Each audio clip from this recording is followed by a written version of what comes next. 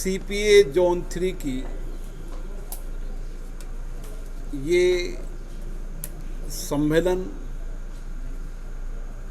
जो आज अरुणाचल की इस धरती ईटानगर में हो रहा है, इसमें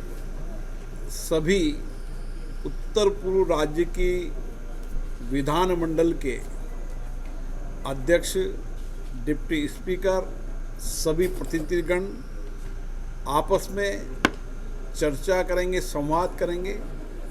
और किस तरीके से हम नॉर्थ ईस्ट की इस चुनौतियों का विधायी संस्थाओं के माध्यम से एक बेहतर समाधान दे सकें। इसी तरीके से अन्य विषय पर यहाँ की संस्कृति को संरक्षण करते हुए भावी पीढ़ियों को किस तरीके से हम संस्कृति और विकास के साथ साथ हमारी विधायी संस्थाओं की क्या भूमिका हो, ताकि हम हमारी संस्कृति, प्राकृतिक संपदा को भी संरक्षण करें और विकास भी करें। इन सारे विषयों को लेकर आज नॉर्थ ईस्ट के उत्तर पूर्व राज्यों के सभी विधायी प्रतिनिधि चर्चा करेंगे, संवाद करेंगे। 2 दिवसीय ये सीपीए का सम्मेलन जो 18वां सम्मेलन हो रहा है, निश्चित रूप से इस चर्चा संवाद से जो मंथन होगा, उस मंथन से जो अमृत निकलेगा, उससे उस क्षेत्र की जनता का कल्याण होगा और विकास के नए द्वार खुलेंगे। जो विषय चर्चा संवाद में आएंगे, जन भागीदारी को अधिकतम सक्रिय रूप से विधायी संस्थाओं में बढ़ाना और उन जन भागीदारियों के माध्यम से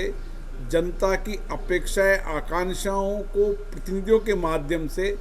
इन संस्थाओं के माध्यम से राज्यों और केंद्र की सरकार तक पहुंचाना, इस दायित्व का निर्वहन करेंगे। सीपीए की इस जोन का ये सम्मेलन निश्चित रूप से चर्चा संवाद का केंद्र रहेगा और जिस तरीके से पूरे नॉर्थ ईस्ट के अंदर विधायी कार्यों के लिए चर्चा संवाद का केंद्र बन रहा है, निश्चित रूप से एक अच्छी परंपरा है और हम चाहते हैं कि इस क्षेत्र की बहु जनजाति संस्कृति को संरक्षण करते हुए एक विकास का ऐसा मॉडल बनाएं जिससे कि आने वाले समय के अंदर ये भारत का स्वर्णिम इलाका है, क्षेत्र है, जो विकास का एक नया द्वार खुलेगा और यहाँ के नौजवानों को रोजगार सृजन करने का एक उपयुक्त मौका मिलेगा। भारत सरकार इसके लिए एक व्यापक प्रयास कर रही है। उन्होंने सभी क्षेत्रों में रोड, रेल, एयर कनेक्टिविटी के अंदर नए यहाँ विकास के आयाम खड़े किए और इसी के साथ साथ प्रौद्योगिक और संचार के क्षेत्र के अंदर भी किस तरीके से सारे क्षेत्र को जोड़कर यहाँ के नौजवानों को एक समृद्ध संस्कृति और बेहतर शिक्षा दे सकें, इस दिशा के अंदर भी यहाँ के राज्य काम कर रहे हैं। मैं विशेष रूप से अरुणाचल प्रदेश के मुख्यमंत्री जी को, यहाँ के विधानसभा अध्यक्ष पीडी सोना जी को और इन टीम को बहुत बहुत बधाई देता हूँ, जिन्होंने जोन 3 का इस सम्मेलन को आयोजन किया। ऑनरेबल स्पीकर जी, आपने टूर किया है हमारे लेजिस्लेटिव असेंबली में, तो हमारे अरुणाचल लेजिस्लेटिव असेंबली क्या मैसेज दे सकते हैं बाकी भारत के लेजिस्लेटिव असेंबली? अरुणाचल विधानसभा में जिस तरीके से उत्कृष्ट परंपराएं, परिपाटियां, नियम प्रक्रियाएं अपनाई है और जिस तरीके से विधानसभा में यहाँ पर व्यापक चर्चा संवाद होता है और उसी के साथ साथ यहाँ की विधानसभा पेपरलेस विधानसभा, जहाँ पर बिल्कुल पेपर समाप्त करते हुए नई टेक्नोलॉजी का उपयोग करते हुए किस तरीके से विधायी कार्य कर रहे हैं, ये अपने आप को अन्य विधानसभा को प्रेरणा देंगे। और निश्चित रूप से हम चाहते हैं विधानसभाओं के अंदर संसदीय परंपराएं उच्च कोटि की हो, चर्चा संवाद व्यापक हो, सहमति असहमति भी हो लेकिन मर्यादित हो। ये मैंने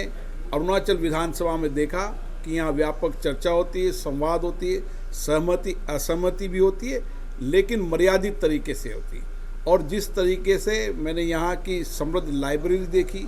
यहाँ का म्यूजियम देखा, उस म्यूजियम के माध्यम से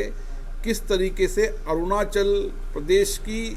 बहु जनजाति संस्कृति